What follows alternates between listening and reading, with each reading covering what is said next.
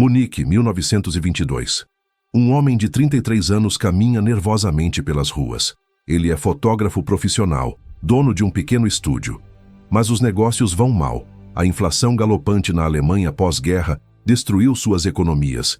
Ele está à beira da falência. Seu nome é Heinrich Hoffmann. E ele está prestes a fazer uma aposta que mudará sua vida. E mudará a história. Ele ouviu falar de um novo partido político. Pequeno, radical, liderado por um orador carismático chamado Adolf Hitler. Hoffmann foi a uma de suas reuniões e ficou fascinado, não necessariamente pela política, mas pela oportunidade.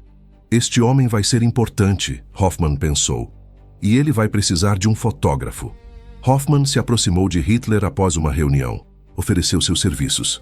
Hitler, sempre consciente de sua imagem, aceitou. Foi o início de uma parceria que duraria 23 anos. Uma parceria que transformaria um agitador desconhecido em um ícone mundial. Uma parceria que provaria que, na era moderna, imagem não é tudo. Imagem é a única coisa. Heinrich Hoffmann não foi apenas o fotógrafo de Hitler, ele foi o arquiteto da imagem do Führer. Ele inventou Hitler como conhecemos. E esta é a história de como um fotógrafo com uma câmera criou um monstro. Heinrich Hoffmann nasceu em 1885 em Fürth, Baviera. Seu pai era fotógrafo, então ele cresceu no negócio. Aprendeu a arte da fotografia desde jovem e tinha talento real. Em 1908, com 23 anos, abriu seu próprio estúdio em Munique.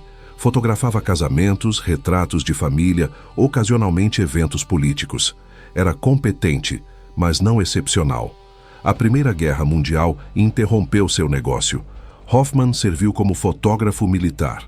Não na linha de frente. Ele fotografava cerimônias oficiais, coisas seguras na retaguarda. Quando a guerra terminou, ele voltou a Munique e tentou reconstruir seu estúdio. Mas a Alemanha pós-guerra era caótica. A economia estava destruída. Poucas pessoas tinham dinheiro para fotografias profissionais. Hoffmann precisava de algo novo. Algo que o diferenciasse. Foi quando ele descobriu a política. A Baviera, nos primeiros anos 1920, estava fervendo com agitação política. Comunistas, socialistas, nacionalistas, monarquistas, todos competindo pelo poder. E todos realizando reuniões públicas. Hoffmann começou a frequentar essas reuniões. Não porque se importava profundamente com política, mas porque viu uma oportunidade comercial.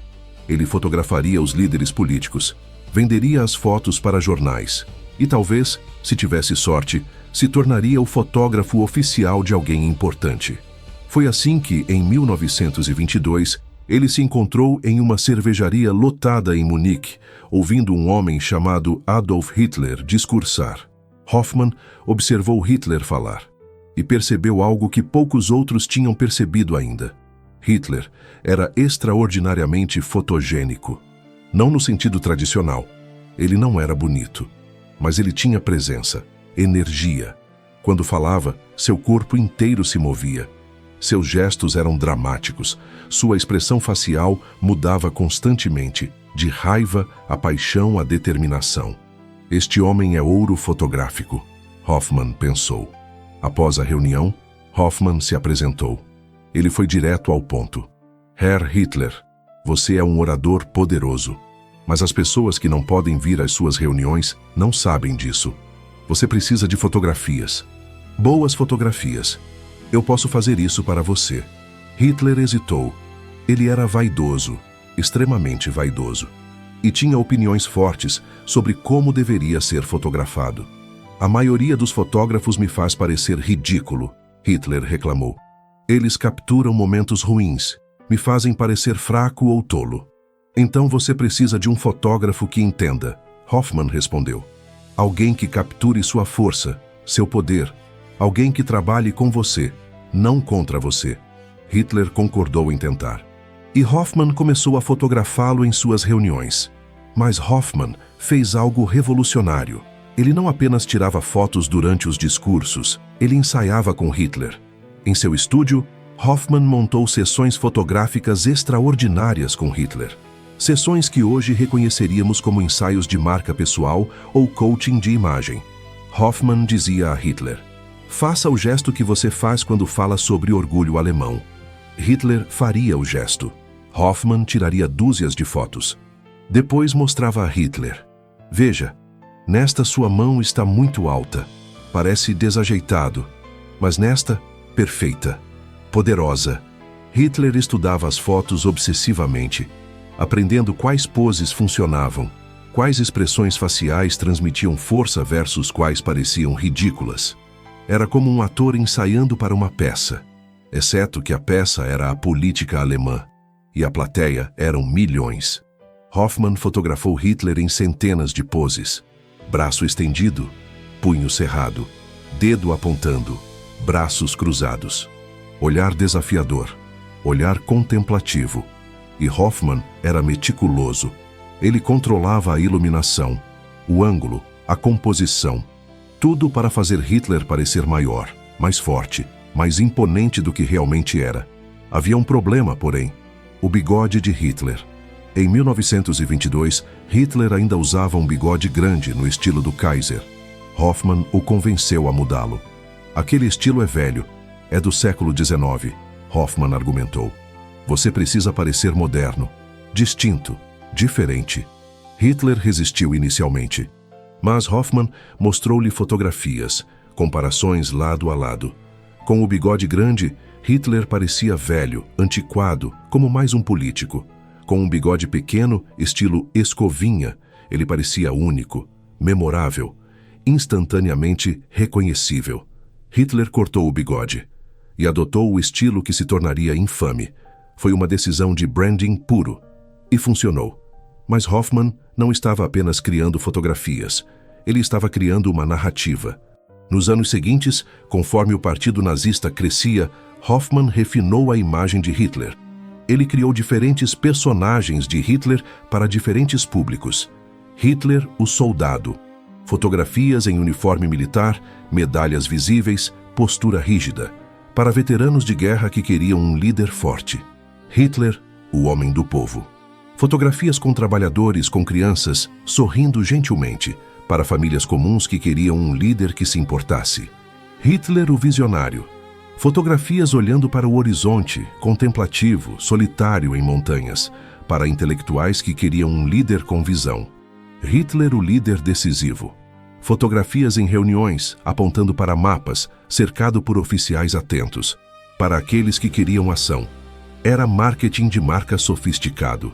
Décadas antes de políticos modernos fazerem isso rotineiramente. E Hoffmann controlava tudo obsessivamente. Ele tinha regras estritas. Nenhum fotógrafo além dele poderia fotografar Hitler em eventos privados ou ensaios. Todas as fotografias de Hitler tinham que ser aprovadas antes de publicação. Qualquer fotografia que fizesse Hitler parecer fraco, cansado ou ridículo era destruída. Hoffmann mantinha os negativos. Sempre. Era censura completa da imagem de Hitler. E funcionava. Em 1929, quando a Grande Depressão atingiu a Alemanha, Hoffmann tinha criado um catálogo de milhares de fotografias de Hitler. Fotografias que podiam ser rapidamente distribuídas para jornais, revistas, pôsteres de campanha. Hitler estava em todo lugar. E sempre parecia perfeito. Mas Hoffmann fez algo mais. Algo que provaria ser ainda mais poderoso que as fotografias estáticas. Ele colocou Hitler no cinema. Hoffmann entendeu cedo que fotografia era poderosa, mas cinema era ainda mais poderoso. Movimento, som, emoção em tempo real. Cinema poderia fazer as pessoas sentirem que conheciam Hitler. Então, Hoffmann começou a filmar Hitler, discursos, reuniões do partido, momentos privados, cuidadosamente encenados, e ele aplicou os mesmos princípios que usava em fotografia. Controle de ângulo. Sempre filme de baixo para cima. Faz Hitler parecer maior, mais dominante. Controle de edição. Corte os momentos fracos. Mostre apenas força. Controle de contexto. Filme multidões enormes reagindo a Hitler. Isso prova que ele é popular. Os filmes de Hoffmann sobre Hitler eram obras-primas de propaganda, e eles circulavam amplamente, em cinemas, em reuniões do partido, em festivais. Mas havia um problema. Hitler não era naturalmente bom na frente de câmeras de filme. Ele era rígido, consciente de si mesmo. Então Hoffman o ensinou a agir para a câmera. Quando a câmera liga, ignore-a. Hoffman instruiu. Haja como se estivesse apenas tendo uma conversa. Seja natural. Era irônico. Hitler tendo que aprender a ser natural para a câmera. Mas funcionou. Os filmes mostravam Hitler rindo com crianças, brincando com seu cachorro, caminhando nas montanhas, momentos espontâneos todos meticulosamente planejados e encenados.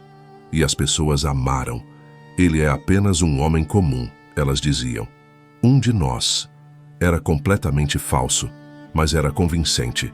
Em 1933, quando Hitler se tornou chanceler da Alemanha, Heinrich Hoffmann havia criado a imagem mais poderosa da política alemã. E agora, com recursos ilimitados do Estado alemão, ele estava prestes a torná-la global. Quando Hitler chegou ao poder, uma de suas primeiras ações foi nomear Heinrich Hoffmann como fotógrafo oficial do Reich. Não era apenas um título honorário, era um monopólio. Hoffmann tinha direitos exclusivos sobre todas as fotografias oficiais de Hitler. Qualquer jornal, revista ou publicação que quisesse usar fotos de Hitler tinha que comprá-las de Hoffmann. E havia demanda massiva. Jornais em todo o mundo queriam fotografias do novo líder alemão. Hoffmann ficou rico, obscenamente rico. Ele montou um império editorial. Sua empresa, Heinrich Hoffmann Verlag, publicava livros fotográficos sobre Hitler, cartões postais com imagem de Hitler, pôsteres de Hitler, calendários de Hitler, álbuns fotográficos oficiais do Partido Nazista. Ele tinha dúzias de fotógrafos trabalhando para ele, todos seguindo suas diretrizes estritas sobre como fotografar Hitler e eventos nazistas. E os lucros eram astronômicos. Estima-se que Hoffmann ganhou mais de 15 milhões de marcos Reichs, equivalente a mais de 100 milhões de dólares hoje, apenas de royalties de fotografias de Hitler. Hitler, claro, também recebia uma parte. As fotografias eram uma fonte significativa de renda pessoal para o Führer. Mas Hoffmann fez algo mais. Algo que mudaria não apenas a imagem de Hitler, mas a imagem de toda a Alemanha nazista. Ele criou a estética nazista. Hoffmann não apenas fotografava eventos nazistas. Ele os coreografava. Ele trabalhava próximo a Albert Speer, o arquiteto de Hitler, e Joseph Goebbels, o ministro de propaganda, para criar espetáculos visuais massivos. Os comícios de Nuremberg, reuniões anuais gigantescas do Partido Nazista, eram essencialmente produções cinematográficas ao vivo. Hoffmann planejava onde as câmeras ficariam, quais ângulos capturariam melhor as massas de uniformes, as bandeiras, as luzes. Ele introduziu elementos visuais específicos. Iluminação dramática. Holofotes apontados para o céu criando catedrais de luz. Visualmente impressionante. Fotograficamente perfeito. Simetria em massa. Milhares de soldados em formação perfeita. Centenas de bandeiras em linhas retas. Tudo criando padrões visuais hipnóticos. Contraste. Hitler sempre vestido de forma simples. Uniforme marrom ou preto sem adornos excessivos. Isso o fazia se destacar contra o mar de uniformes ornamentados ao seu redor. Hoffmann entendeu psicologia visual. Ele sabia que imagens de ordem, simetria, grandeza, poder, essas imagens afetavam as pessoas emocionalmente. Ele estava criando propaganda visual que funcionava em nível quase subliminar. E funcionou terrivelmente bem. Pessoas que assistiam aos filmes dos comícios de Nuremberg, mesmo aquelas que não falavam alemão e não entendiam os discursos, ficavam impressionadas. Eles parecem tão poderosos, diziam, tão organizados. Era exatamente o efeito desejado. Mas havia um custo para este foco obsessivo em imagem. Heinrich Hoffmann tinha acesso sem precedentes a Hitler. Ele estava presente em reuniões privadas, em momentos de lazer, em decisões importantes. E ele viu coisas que a maioria dos alemães nunca viu. Ele viu Hitler ter acessos de raiva, viu-o gritar com generais, viu-o tomar decisões irracionais baseadas em intuição, não lógica. Ele viu a loucura, a paranoia, a crueldade casual. Mas Hoffmann nunca fotografou isso. Nunca.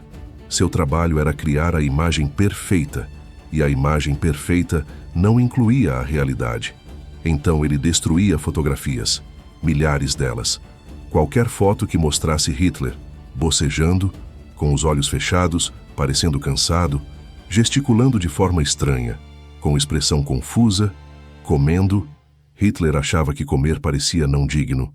Usando óculos, Hitler era vaidoso sobre sua visão fraca. Tudo destruído. Hoffmann criou uma ficção. Uma versão de Hitler que existia apenas em fotografias e filmes. Uma versão que era sempre forte, sempre confiante, sempre no controle. E o povo alemão acreditou nessa ficção, porque era tudo o que eles viam. Mas Hoffmann sabia a verdade. E isso o atormentava? Aparentemente não. Ele estava ficando rico, tinha poder, tinha acesso. Por que se importar se estava vendendo uma mentira? Mas conforme a guerra avançava, até Hoffmann começou a perceber o monstro que havia ajudado a criar. Heinrich Hoffmann nunca fotografou os campos de concentração, nunca documentou as execuções em massa, nunca capturou a realidade do Holocausto. Isso não era seu trabalho. Seu trabalho era a imagem perfeita. Mas ele sabia. Era impossível não saber. Ele estava no centro do poder nazista. Ouvia conversas, lia relatórios, e ele não fez nada. Alguns historiadores argumentam que Hoffmann era apenas um fotógrafo, um profissional fazendo seu trabalho, que ele não era responsável pelas atrocidades cometidas pelo regime. Outros argumentam que Hoffmann era tão culpado quanto qualquer membro do alto escalão nazista, que sem sua criação da imagem de Hitler, Hitler nunca teria chegado ao poder, que cada fotografia era um ato de propaganda que sustentava um regime genocida. Ambos provavelmente têm razão. Hoffmann não puxou gatilhos. Não operou câmaras de gás, mas ele criou a imagem que permitiu ao homem que ordenou essas coisas conquistar e manter o poder. Ele foi um facilitador, um colaborador, um cúmplice, e quando a guerra terminou, ele teria que responder por isso. Abril de 1945. Berlim está caindo, Hitler está morto, a Alemanha está se rendendo. Heinrich Hoffmann, agora com 60 anos, tenta destruir evidências. Ele queima fotografias, destrói negativos, tenta apagar seu papel. Mas é tarde demais. Os aliados o capturam. E encontram seu arquivo massivo, milhares de fotografias, filmes, documentos, toda a história visual do Terceiro Reich, preservada meticulosamente por seu fotógrafo oficial. Hoffmann foi julgado em Nuremberg. Não nos julgamentos principais, ele não era importante o suficiente, mas em um dos julgamentos subsequentes.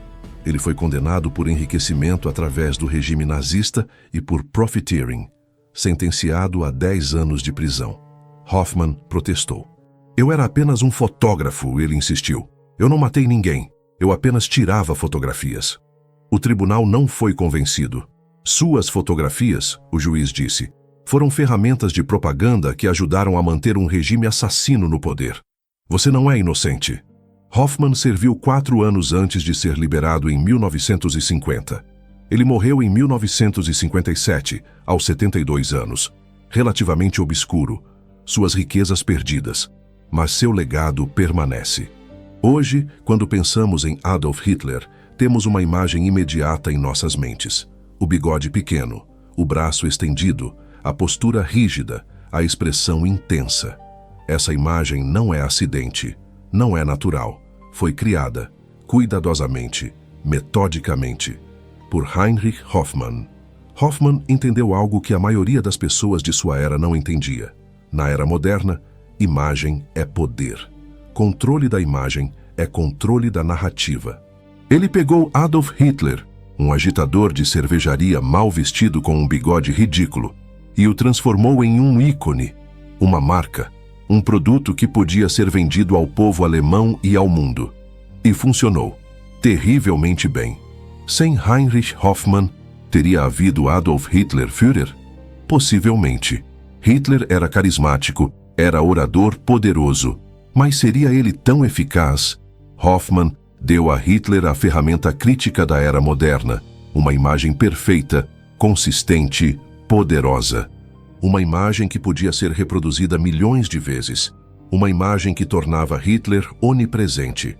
Era marketing político de gênio e foi usado para os fins mais malignos da história. A história de Heinrich Hoffmann é um aviso. É um aviso sobre o poder das imagens, sobre como a realidade pode ser manipulada através de fotografia e cinema, sobre como apenas fazer seu trabalho pode torná-lo cúmplice do mal. Hoffmann não era ideólogo fervoroso, ele era oportunista. Viu uma chance de ficar rico e famoso e a agarrou. Mas ao fazê-lo, ele ajudou a criar um dos maiores monstros da história. Não com balas, não com bombas, mas com uma câmera. Hoje, vivemos em uma era de imagem ainda mais poderosa que a de Hoffmann. Redes sociais, Photoshop, deepfakes. As ferramentas de manipulação de imagem tornaram-se exponencialmente mais poderosas. E a lição de Heinrich Hoffmann é mais relevante do que nunca. Imagens mentem. Imagens podem ser manipuladas. E aqueles que controlam as imagens controlam a narrativa. Hoffmann provou isso. Ele criou Hitler como conhecemos, e essa criação ajudou a mergulhar o mundo em guerra, levou ao Holocausto.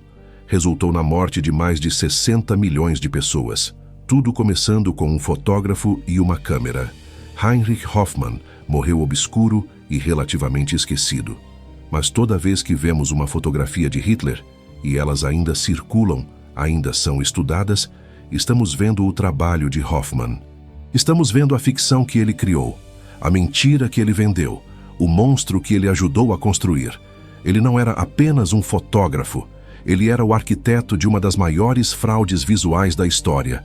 E essa é uma história que nunca devemos esquecer, porque nos lembra que imagens têm poder, e que aqueles que criam e controlam imagens têm responsabilidade. Uma responsabilidade que Heinrich Hoffmann violou completamente, e pela qual a história o julgará para sempre. O fotógrafo que criou Hitler, o homem que transformou um agitador em um ícone, e que nos deixou com uma lição sobre o poder e o perigo das imagens na era moderna.